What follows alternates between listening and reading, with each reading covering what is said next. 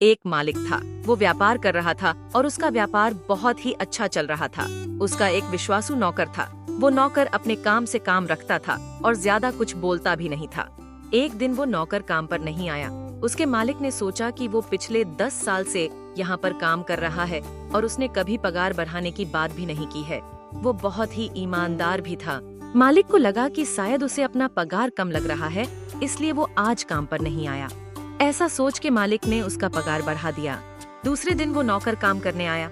उसे अजीब लगा और पता भी नहीं था कि मेरे मालिक ने मेरी पगार क्यों बढ़ा दी है।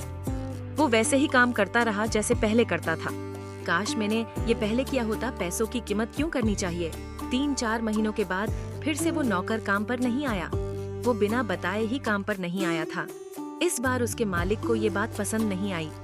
मालिक ने सोचा कि उसका पगार बढ़ाने के बावजूद भी वे काम पर नहीं आया। मालिक ने इस बार उसका पगार जितना बढ़ाया था उतना ही कम कर दिया।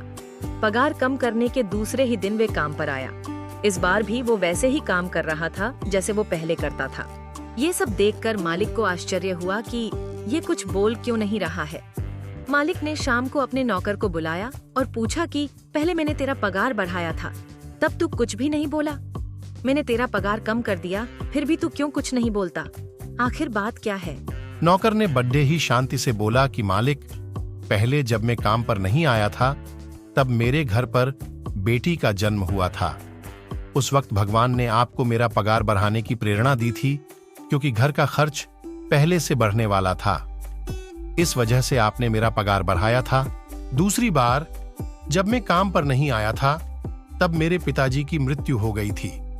भगवान को लगा होगा कि एक व्यक्ति का खर्च कम हो गया है, इसलिए आपको मेरा पगार कम करने की प्रेरणा दी। मेरे पिताजी के नसीब में को लिखा था, वो मिलना कम हो गया। भगवान जो करते हैं वो सोच समझकर ही करते हैं, इसलिए हमारे साथ जो होता है वो अच्छे के लिए ही होता है। हमें ऐसा ही सोचना चाहिए। नौकर की ये बात सुनकर मालिक ने उसे कहा कि तेरी बात बिल्कुल सच है। आज से तू मेरा नौकर नहीं, पर मेरे परिवार का ही हिस्सा हो। मालिक ने नौकर की पगार दुगनी कर दी।